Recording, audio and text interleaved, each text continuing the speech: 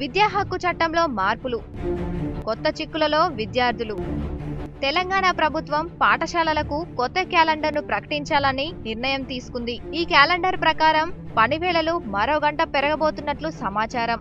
దీని ప్రకారం తెలంగాణలోని పాఠశాలలు రోజుకు మరో గంట అదనంగా పనిచేయాల్సి ఉంటుంది. త్వరలో విడుదలయ్యే కొత్త క్యాలెండర్ ప్రకారం హైదరాబాద్ మినహా అన్ని జిల్లాల్లోని పాఠశాలలు ఉదయం 9 గంటల నుంచి సాయంత్రం 4:30 గంటల వరకు పనిచేయాల్సి ఉంటుంది.